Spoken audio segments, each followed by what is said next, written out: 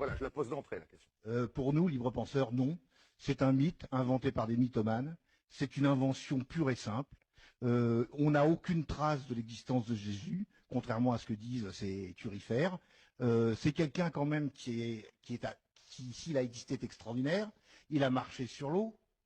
Il a guéri des morts, il a fait la résurrection des morts, il a changé l'eau en vin, il a multiplié les pains, il a chassé les marchands du temple, il a fait toute une série de choses. Or, bizarrement, il n'y a aucune trace de son existence dans aucun des écrits de cette époque.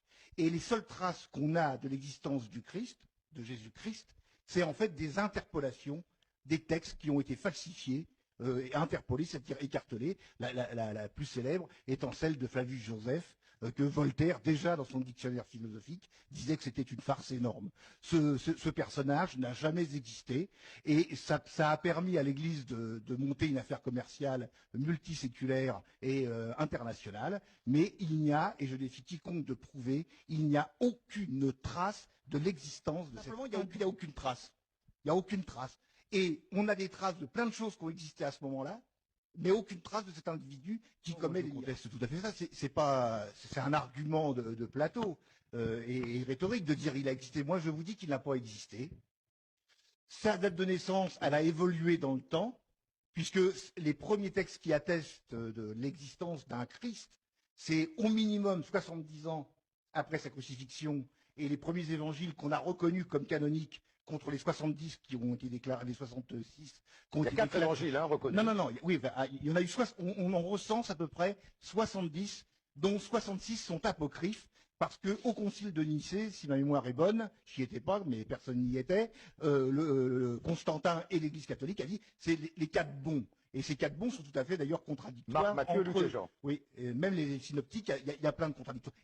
Je le dis, il n'y a aucune preuve. Sa date de naissance a évolué. Normalement, dans les premiers textes, il était né le 25 mars.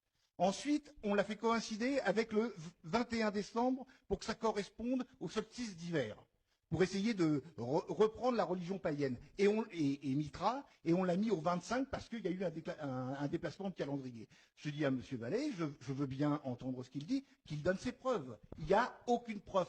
Tacite, ça a été démontré par les exégètes. Tacite, c'est donc un philosophe. C'est un historien. Un historien. Ça a été démontré par les exégètes rationalistes et même les exégètes catholiques reconnaissent que c'est un faux. Donc de ce point de vue-là, il faut donner un certain nombre de preuves. Odon Vallée, après si vous me permettez juste un mot. Ouais. Parce que je veux pas qu'on me coupe et je veux pas qu'on me coupe. L'argument, mais si Jésus n'avait pas existé, il n'y aurait pas le christianisme, il n'y aurait pas. C'est un argument qui est un peu tendancieux. On connaît tout sur la Laponie. On connaît tout sur l'élevage des rennes. On connaît tout sur la fabrique des jouets. C'est évident, le Père Noël a existé. S'il vous plaît, je voudrais terminer. Si Jésus-Christ, comment dirais-je, n'a pas existé, ça veut dire que la religion chrétienne, elle est basée sur un mensonge. Ouais. Et pourquoi ça a existé? Pendant 2000 ans, c'est eux qui ont écrit les livres. C'est eux qui ont tenu les parchemins, c'est eux qui ont écrit l'histoire. Oui, il y a un complot, oui, il y a un faussaire, et ça s'appelle l'Église catholique. Il y a Lucifer, il y a Jonas, il y a la baleine, il monte, il descend, il y a sa mère et tout. Non, ça, c'est de la mythologie, tout ça. Le vrai problème de fond, pourquoi le christianisme a gagné? Parce que Constantin en avait besoin pour dominer l'Empire romain. C'est un problème politique. C'est pas un problème de religion. C'est un problème.